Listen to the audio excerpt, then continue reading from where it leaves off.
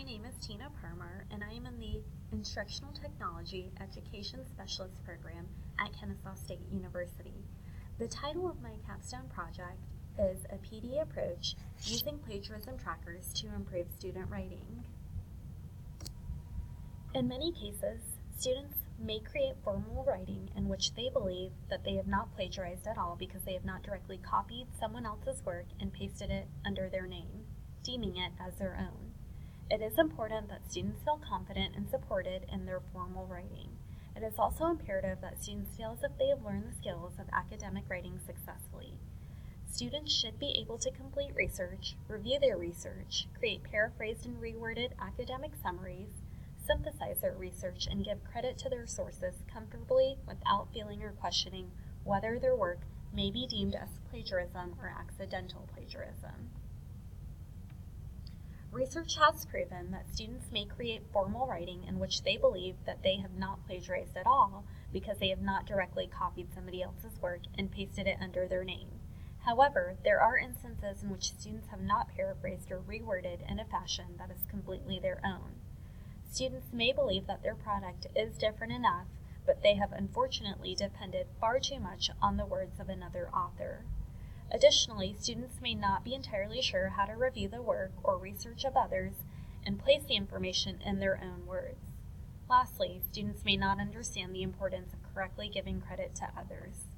In these instances, students may turn in their final product to a plagiarism checker platform only to realize that unintentionally much of their work has a high similarity rating to the works of others. Rather than viewing plagiarism checkers as a tool to improve their writing and become more successful, students now view plagiarism trackers as a teacher's tool for their downfall.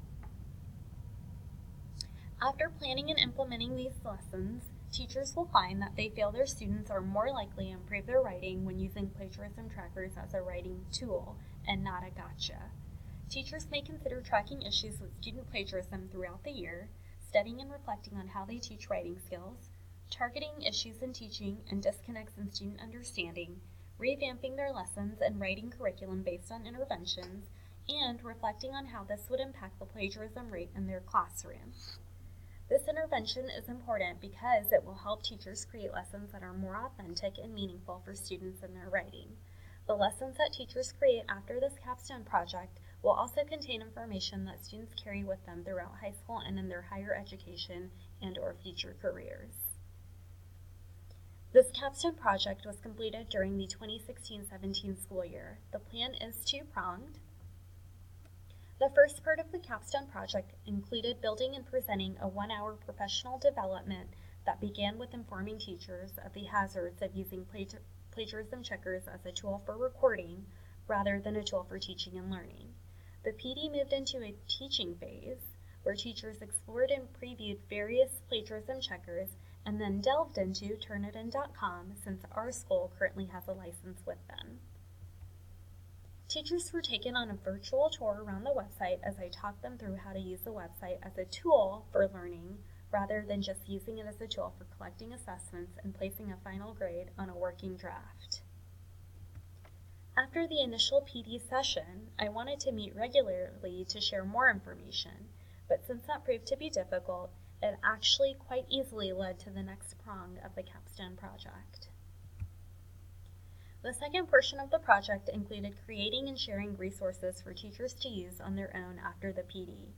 Multiple videos were created and compiled for teachers to consult once they felt comfortable with Turnitin.com.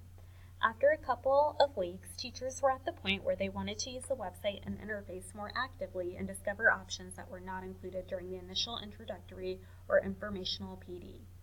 The videos were brief and contained one tip, trick, or new approach at a time, so teachers were able to move and explore at their own pace. These videos chronicled how to encourage collaboration by using the peer review function on Turnitin.com. Other videos included how to efficiently and effectively give feedback using the grade mark option and the revision option, because even a draft a student turns in for grading is often never the final polished draft.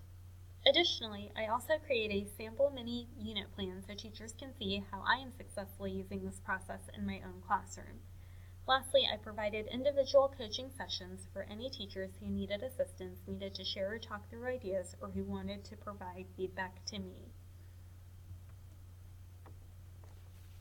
Evaluation of the Capstone project occurred in 2 different phases for the 2 implementation plans. The original professional development occurred at the beginning of the year and was evaluated in the usefulness of the information provided and the format in which it was provided to teachers within the professional development. Prior to leaving the PD, I asked teachers to complete a survey that would rate various aspects of the PD experience. Many teachers appreciated the PD, but they also noted that they would likely not attend another or follow-up sessions as they felt they could work through the platform on their own and reach out for questions if they needed to. This survey helped alter the plan for the second portion of the project and made it more of a blended or flipped learning atmosphere. Evaluation for the second portion of the project PD was similar. Once the mini videos, the mini unit lesson plan, and the individual training sessions were created and completed, I sent out survey questions regarding their usefulness. I would also check to see how often the videos were being watched and which videos were most viewed and least viewed. I added voting options to ask teachers how helpful and useful the videos were on a scale rating system. The evaluation for the second prong of the project was continuous and ongoing and occurred throughout the implementation of the Capstone project. Although I wanted the Capstone experience to be mini PD sessions throughout the entire year, I had so much difficulty and spent so much time and effort in getting everyone to attend even the first one. So I knew that I would have to change my tactic at that point, and I especially knew that I would have to change my tactic after receiving the first survey results back from the initial PD. That's how I happened upon the videos and the online approach. Simply getting the word out about my Capstone and recruiting attendees was difficult. It helped shed light on why so many leadership and administration teams often make specific professional development sessions or a variety of sessions required. Often the teachers who have yet to move forward and progress with research-based strategies are the teachers who need to attend the PDs, yet they do not attend. This process also helped me realize why administration and leadership teams plan so many meetings and PDs during the school day, what many teachers consider to be their sacred time. Flipping learning to an online environment really produced more results than I could have hoped for with my regular plan. The switch also helped garner more interest and new attention from teachers who didn't attend the original PD at the beginning of the year. This Capstone gave me a true trial run of what it takes to be more than just a teacher leader. One of the benefits of technology facilitation was discovering all of the teachers who are well-versed in technology at my school. Many teachers fly under the radar because they do not realize how useful their skills are to the larger teacher body. Other teachers are just used to helping those who are close in proximity or just in their department. It was eye-opening to see how many teachers are willing to help out and offer support with my Capstone. On the other hand, gathering and collaborating with teachers who are unfamiliar with technology proved to be a major challenge. By working with other teachers, we were able to share ideas and integrate technology into our own teaching practices to improve what we have already been doing in our own classrooms.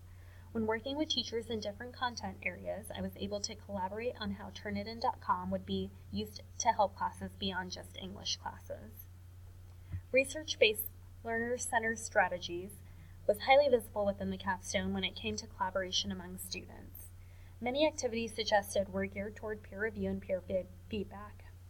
Reviewing the work of others and suggesting areas for improvement allows students to see common mistakes in the writing of others and in turn always helps them with a deeper reflection on their own writing. This makes the review, feedback, and writing more meaningful and allows for authentic learning and using higher order thinking skills. Lastly, teachers were able to use the results for data analysis, specifically those teachers who taught in Georgia Milestones or AP tested subjects.